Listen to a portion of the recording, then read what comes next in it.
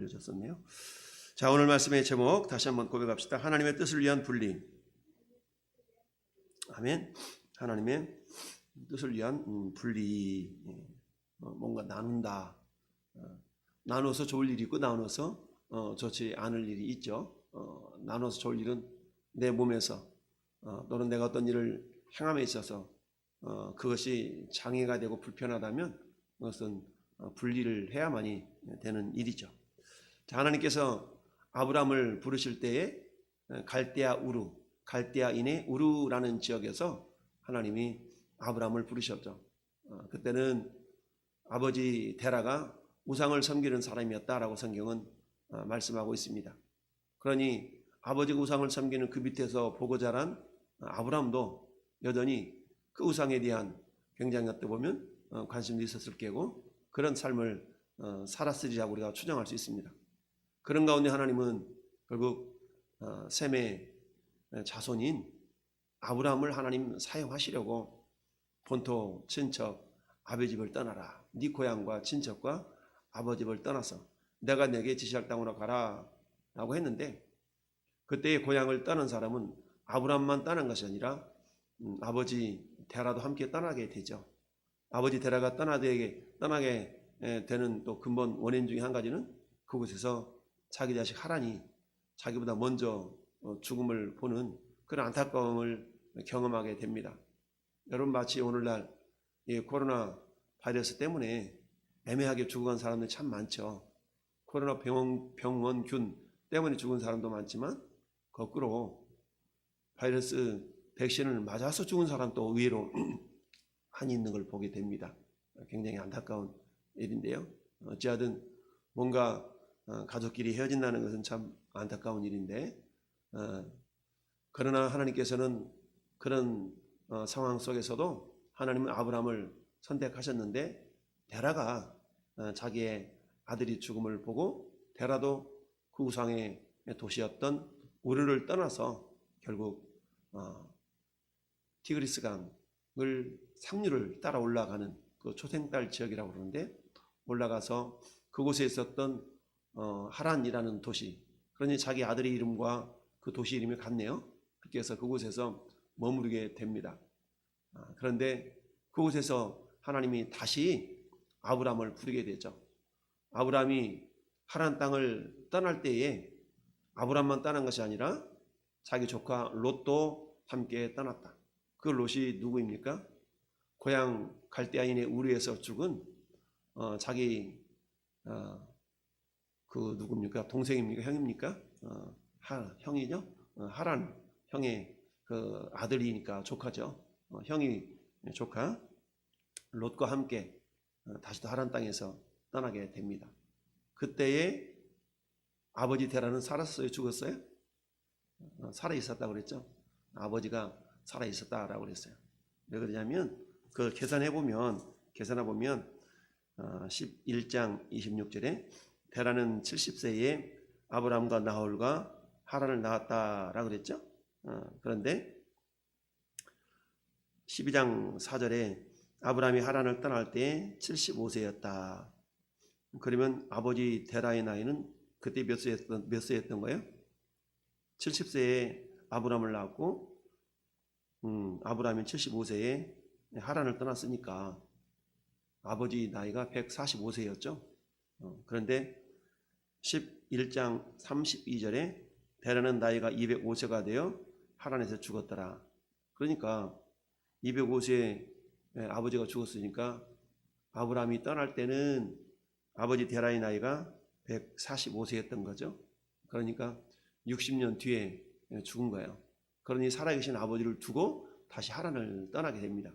자, 이것을 통해서 우리가 알 수 있는 것은 12장 1절에 하나님 뭐라고 말씀하시냐면 아브라함에게 이르시되 너는 너의 고향과 친척과 아버지 집을 떠나 내가 네게 보여줄 땅으로 가라 라고 했어요. 떠날 것이 세 가지죠. 첫째, 어디를 떠나야 돼요? 고향을 떠나야 돼요. 왜 고향을 떠나야 됩니까? 고향은 우상 숭배의 도시였기 때문에 환경적으로부터 분리를 하라는 얘기입니다. 환경에서의 분리. 맹모 삼천직여. 맹모가 자기 자식을 위해서 맹자의 어머니가 자기 자식을 위해서 3번씩이나 장소를 옮기면서 교육에 열정을 품었다고 그러죠. 시장통에 갔더니 맨날 30원, 30원 이런 거죠. 상가집 예배 갔더니 맨날 우는 소리. 이를테면 이런 보고 배우는 것이 그거였다라는 얘기죠. 그랬던 것처럼 하나님은 아브라함으로 하여금 우상의 도시인 갈대아인의 우르를 떠나게 하셨다. 고향은 떠났어요. 근데 아직 떠나지 못한 것이 두 가지가 있죠. 뭐예요? 친척과 친척과 그 다음에 아버지 집을 떠나지 못한 거죠. 그래서 아버지 데라가 아직 하란 땅에 살아 있었지만 하나님은 다시 아브라함을 불러내신 겁니다. 왜냐하면 하나님의 목적은 아브라함을 통해서 그 일을 하나님의 뜻을 이루기를 원하셨지 데라와 함께 이루기를 원하셨던 것이 아니죠. 그래서 다시 하란 땅에서 재차 하나님은 아브라함을 부르셨던 겁니다. 그런데 아브라함이 떠날 때에 아브라함만 떠난 것이 아니라 조카 롯도 함께 떠났다. 조카 롯은 뭐예요? 친척이죠, 친척. 그러니 고향 땅을 떠나라, 친척을 떠나라, 아버지를 떠나라. 이 세 개의 분리가 일어나야 되는데 세 개의 분리 가운데 지금 아버지와 고향 땅은 떠났지만 아직 친척의 분리가 일어나지 않는 상태였던 거죠. 그 원인으로서는 우리가 성경에 자세히 나타나 있지는 않지만 우리가 미루어 짐작해 볼 수 있는 것은 그만큼 아버지가 어찌 보면 자기보다 먼저 죽은 아들 하란의 어떤 그 자식이었던 롯에 대한 예착이 굉장히 컸기 때문에 아마 부탁을 했을 수도 있죠. 야, 네가 좀 네 조카를 좀 데리고 가라 라고 했다든가, 아니면 조카 롯이 나는 삼촌을 따라갈 거야 라고 했다든가, 이런 일이 있었기 때문에 롯이 함께 동행할 수밖에 없었다 라고 볼 수 있습니다. 그래서 아브라함은 자기 아내 사라와 함께 또 조카 롯과 함께 식소들을 거느리고 가나안 땅에 오게 되죠. 그러나 어제 새벽 말씀은 뭐였습니까? 어제 새벽 말씀은 그가 애굽 땅으로 내려가서 하마터면 마누라 팔아먹고 굉장한 위험에 처할 지경에 빠지게 되었죠. 그러나 하나님은 아브라함을 통하여서 누가 와야 되니까? 예수 그리스도가 와야 되니까 그 사라를 하나님께서 보호하실 수밖에 없었죠. 그래서 애굽 왕 바로에게 하나님은 경고하시고 깨우침을 주셔서 결국은 아브라함 마누라 팔아먹고 부자가 돼서 애굽 땅에서 다시 하나님의 약속의 땅으로 올라오는 일이 발생하게 되었던 것입니다. 자, 그래서 13장 1절에 아브라함이 애굽에서 그와 그의 아내와 모든 소유와 롯과 함께 네겝으로 올라왔다. 네겝은 하나님 그 가나안 땅의 남부 지역, 즉 애굽과 그 이스라엘의 가나안 땅의 어떤 경계 지역이라고 할 수 있습니다. 그러니까 애굽 땅의 양식을 구하러 올라갔다가 내려갔다가 다시 올라오는 그런 상황이었던 거죠. 어제 묵상 말씀에 기록했던 것처럼 마치 룻기 1장에서 그야말로 나오미의 남편 엘리멜렉과 그 두 아들 말론과 기련이 베들레헴에 흉년이 들어서 양식을 구하러 모압 땅으로 내려갔던 그 모습과 흡사 다를 바가 없는 상황이 아브라함에게도 있었던 거죠. 물론 아브라함이 그 룻보다는 더 먼저의 시대를 살았던 사람이지만 어쩌는 상황이 비슷했다라는 얘기입니다. 그러나 하나님께서는 이 아브라함을 통해서 거룩한 씨가 나와야 되기 때문에 아브라함의 아내 사례를 하나님이 보호하시게 위해서 보존하시게 위해서 바로왕을 하나님께서 바로왕에 깨우침을 주셨다. 그래서 결국 네겝으로 올라왔는데 하나님께서 아브라함에게 복을 주시니까 가축과 은금이 아주 풍부해졌더라. 가축이 풍부해지니까 자연적으로 그 시대에 가축은 어때요? 물이 있어야 되고 풀이 있어야 되고, 그런데 아브라함의 가축만 풍부해진 것이 아니라 그 조카 롯의 가축도 풍부해지니까 자연적으로 어때요? 양들이 먹을 목초지가 부족해질 수밖에 없었어요. 그러다 보니까 그 하인들이 서로 다투는 거예요. 내가 먼저 이곳에 찜했다고, 아니 내가 먼저 이곳을 자리했다고, 이러면 서로 다투는데 아브라함과 롯만 있는 것이 아니라 그곳에는 또 누가 있어요? 가나안 사람도 있었고 브리스 사람도 있었고, 한마디 말하면 아마 그곳이 정말 목초지가 좀 있었던 모양이죠. 그러니까 서로 그 지역을 차지하려고 하는 그런 경쟁이 심했던 지역일 수밖에 없었다. 그런데 하나님께서는 어때요? 다시 한번 본토 친척 아비 집을 떠나라는 그 하나님의 어떤 계획, 이 계획을 이루심에 있어서 마지막 분리 상태인 친척을 떠나게 하시는 그 사건을 하나님은 일으키게 됩니다. 그것은 뭡니까? 6절 말씀에 그 땅이 그들이 동거하기에 넉넉하지 못하였으니 결핍을 통하여서 분리를 일으키고 있죠. 이는 그들의 소유가 많아서 동거할 수 없었음이니라. 자, 그들이 수요가 많은 것은 좋은 일이지만 그러나 그로 인하여서 그들이 먹을 꼴이 부족한 것은 또 좋지 않은 일이죠. 하나님은 이 사건을 통해서 하나님의 어떤 마지막 분리 사건, 아브라함과의 분리가 일어나야 될 친척과의 분리를 일으키시는 것을 보게 됩니다. 그래서 아브라함이 롯에게 이르되 우리는 한 친족이라 너나 나나 내 목자나 네 목자나 서로 다투게 하지 말자. 그러면서 내 앞에 온 땅이 있지 아니하냐. 나를 떠나가라. 네가 좌하면 나는 우하고 내가 우하면 나는 좌하리라. 자, 그래도 아브라함이 어른이기 때문에 조카에게 먼저 선택권을 주고 있습니다. 자, 네가 한번 봐봐. 갈 때까지 가는데 네가 좋을 대로 선택해. 우리가 서로 헤어져야 되는데 네가 오른쪽을 선택하면 나는 왼쪽으로, 네가 왼쪽을 선택하면 나는 오른쪽으로 가야 될 것 같아 라고 선택권을 주죠. 그랬더니 롯이 눈을 들어서 이렇게 보니까 요단 지역을 바라본즉 소알까지 온 땅이 물이 넉넉하니 여호와께서 소돔과 고모라를 멸하시기 전이었으므로 여호와의 동산 같고 애굽 땅과 같았더라. 여러분, 여호와의 동산 어디예요? 에덴 동산이죠. 에덴 동산과 같았다. 또한 어디 같았어요? 애굽 땅과 같았다. 애굽 땅은 어떤 곳입니까?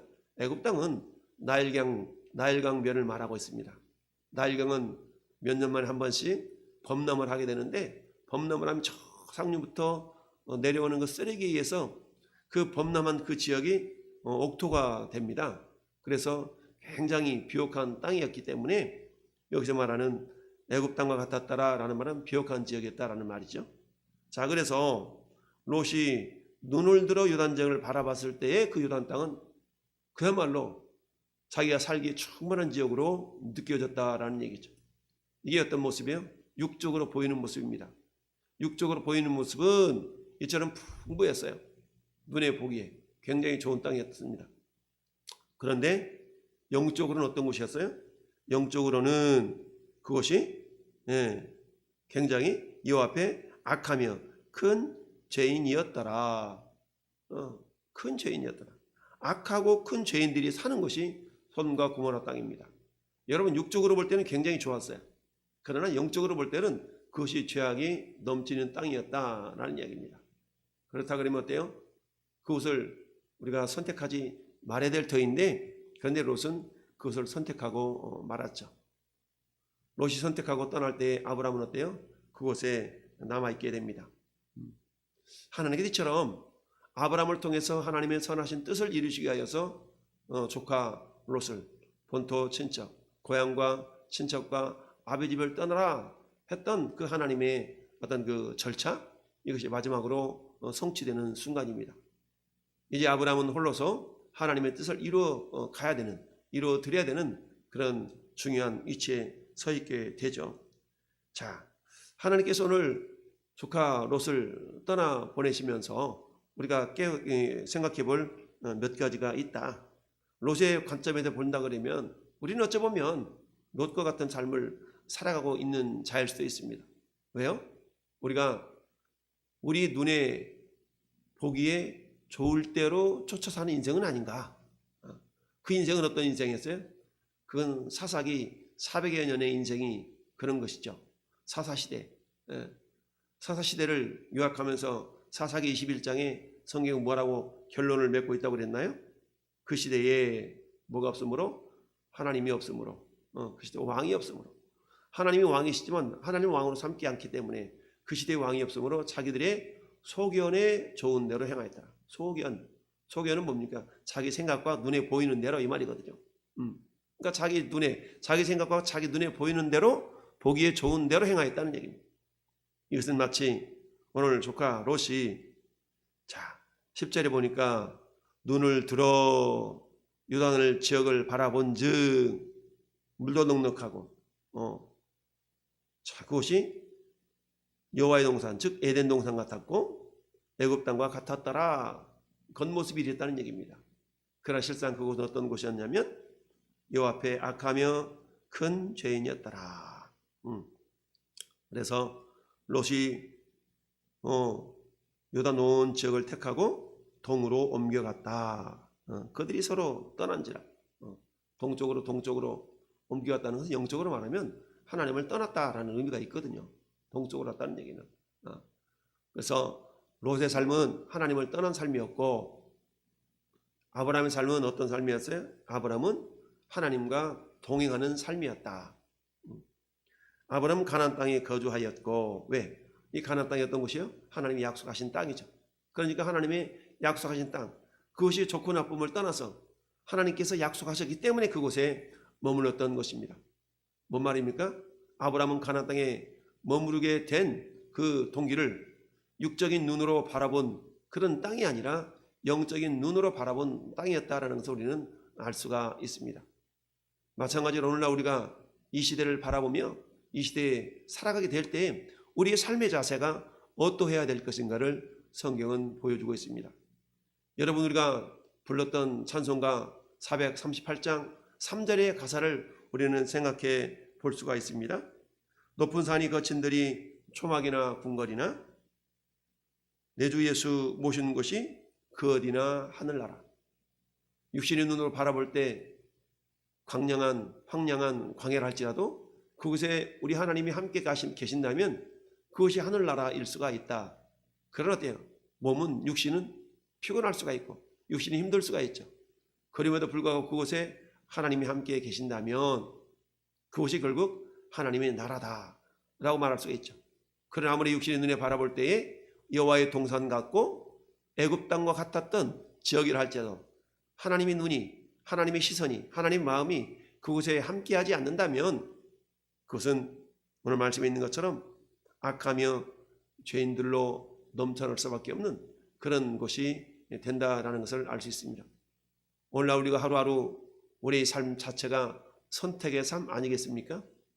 우리가 어디로 가야 될 것이며 내가 어떤 곳을 선택해야 될 것인가는 우리 육신의 눈으로 바라보고 자기의 소견에 옳은 대로 행하는 자들이 아니라 우리 주님 모신 곳이 그 어디나 하늘나라, 초막이나 궁궐이나 내 주 예수 모신 곳이 그 어디나 하늘나라라는 438장의 찬송가 가사처럼 늘 우리가 주님과 동행한다면 그것이 천국임을, 그것이 하늘나라임을 우리가 기억하면서 오늘 하늘도 어때요?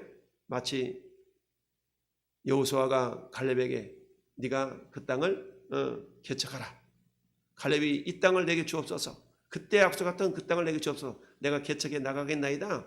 라는 그런 어떤 개척 정신을 가지고 85세의 노인이었던 갈렙이 여호수아에게 자기 땅을 달라고 외쳤던 것처럼 하나님이 함께 하신다면 내 나이가 무슨 의미가 있겠느냐라는 그런 도전 의식을 가지고 살아갔던 것을 보게 됩니다.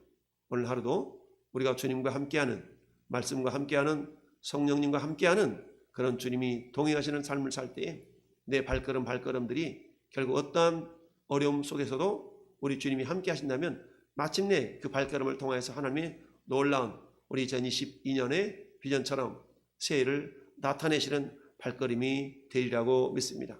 아브라함은 아직도 자기가 살고 있는 그 땅 자체가 어찌 보면 황량한 땅이었을 수도 있는데, 그러나 그곳을 통해서 하나님은 내 후손이 하늘의 별처럼 많아지겠다라는 약속을, 언약을 이루는 기착점이 되는, 기준점이 되는 그런 지역을 삼기를 원하셨던 것이죠. 자, 저나 여러분의 오늘 하루의 삶이 하나님 나를 통하여서 아브라함과 동행하셨던 하나님 오늘도 나와 함께 해주셔서 나를 통하여서 새해를 나타내 주옵소서. 나를 통하여 그 하나님의 언약이 이루어지기를 원합니다 라고 우리가 하나님을 의식하며 하나님과 동행하는 그런 복된 하루가 되기를 예수님의 이름으로 축원을 드립니다. 아멘.